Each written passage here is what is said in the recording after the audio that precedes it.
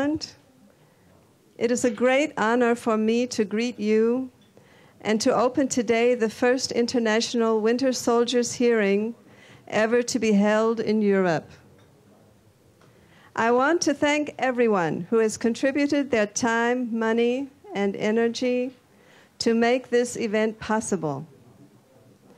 The Winter Soldier tradition began during the Vietnam War, when the testimonies of soldiers who had fought in Vietnam became an important means of support for the anti-war movement due to the authenticity of the experiences they described. The crimes committed during the Vietnam War have haunted wide spectrums of the American public for 40 years. The crimes committed against the Vietnamese population are the same crimes perpetrated by NATO countries today in Iraq and Afghanistan. Young men are manipulated to participate in inhuman violence. They return incapacitated or traumatized and are inadequately cared for as veterans by the state.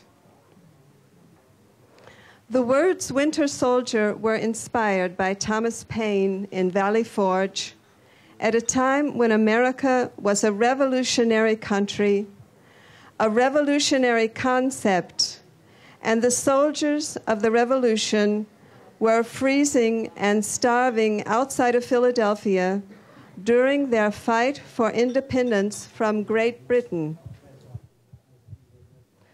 Chris Capps Schubert, who initiated this hearing, told me that it is tradition to quote Thomas Paine when opening a hearing, which is what I will do now.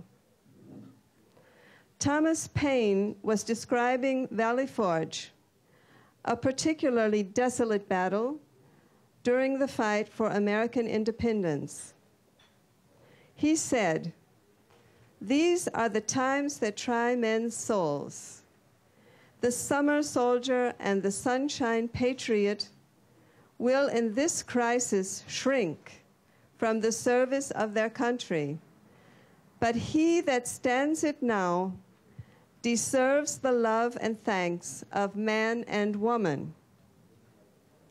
Tyranny, like hell, is not easily conquered, yet we have this consolation with us, that the harder the conflict, the more glorious the triumph. Britain, with an army to enforce her tyranny, has declared that she has a right not only to tax, but to bind us in all cases whatsoever. And if being bound in that manner is not slavery, then is there not such a thing as slavery upon earth?" Today we ask ourselves, who is the tyrant today, and who are the slaves? America spends 10 times the amount of money on arms today than any other country in the world. Imagining the suffering that could be relieved with just a small percentage of this money clarifies for us the question as to who the tyrants are and who the slaves. Today we will hear the testimonies of true winter soldiers, soldiers and former soldiers who served for NATO countries in Guantanamo, Iraq, Kyrgyzstan, Afghanistan, and Sierra Leone. But first, we will briefly hear an experienced psychologist, Rose Kazma, who has treated people traumatized after U.S. battle engagement. Thank you.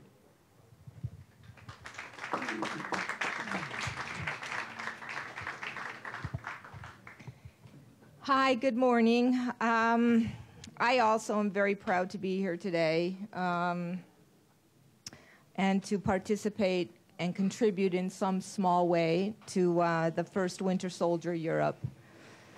I'm just going to speak a little bit about post-traumatic stress disorder, which is often extremely debilitating and quite a devastating experience for many individuals who have participated in war. I'm just going to go ahead and read for time purposes. During the Civil War, it was called soldier's heart. In World War I, shell shock, battle fatigue in World War II, and in the 1970s, post-Vietnam syndrome. Today, we call it post-traumatic stress disorder. Although the names have changed throughout history, the emotional damage that comes from the violence of war clearly has not. It is the result of sending human beings into situations that are anything but human. Chris Hedges wrote, "Each generation responds to war as innocence. Each generation discovers its own disillusionment, often at a terrible personal price." Post-traumatic stress disorder has been used since 1980, the term, to describe the debilitating symptoms experienced by combat soldiers considered a high-risk group and others who suffer from trauma.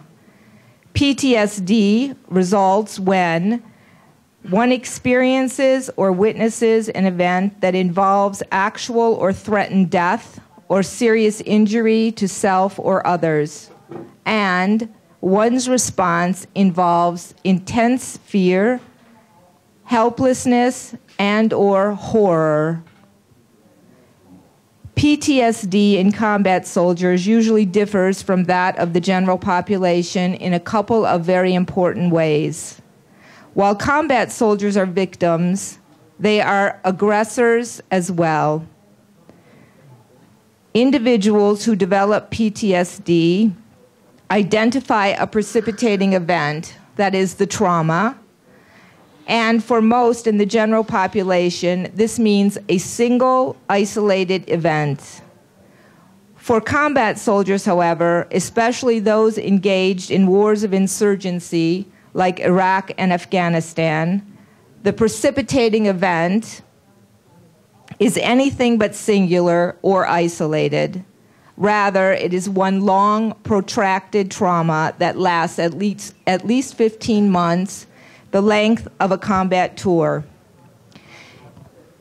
Symptoms of PTSD include, 1, re-experiencing the trauma through flashbacks or bad dreams. 2, avoidance of stimuli associated with the experience or numbing of general responsiveness, including detachment from others, or inability to experience emotion. 3, persistent symptoms of increased arousal, including insomnia, anger outbursts, and exaggerated startle response. 1 in 5 soldiers, or about 300,000 returning from Afghanistan and Iraq, have suffer from PTSD and/or depression.